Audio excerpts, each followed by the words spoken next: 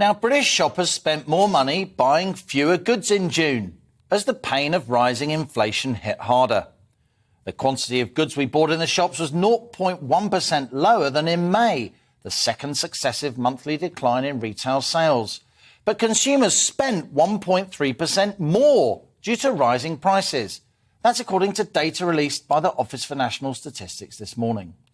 This is what inflation means. We pay more to get less.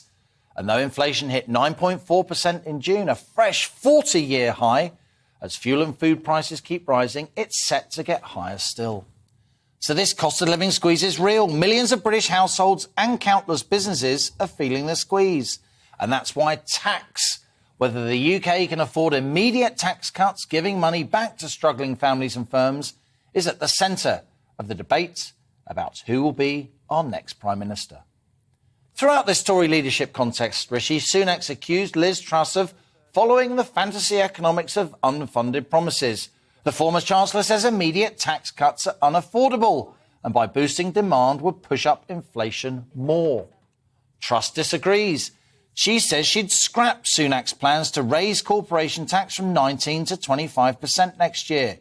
The Foreign Secretary also wants to reverse April's rise in national insurance, which she says is a tax on jobs. And like many Tories, Truss wants green levies on household utility bills scrapped.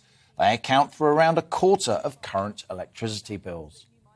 The Sunak's camp says this something-for-nothing economics, and Truss is being irresponsible. And now the Institute of Fiscal Studies, they've weighed in too.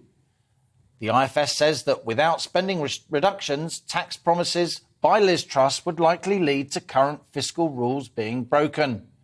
The Foreign Secretary says the IFS has pledged cuts that would cost more than £30 billion. Now, that £30 billion figure is key because that's the slack, what we call the fiscal headroom, that Rishi Sunak left in his last budget for emergencies. Truss said today her tax cuts were within that amount, so affordable without having to identify spending reductions. I'm very clear that they are about £30 billion worth of costings, and those are affordable within our current headroom. But what is not affordable is putting up taxes, choking off growth, and ending up in a much worse position.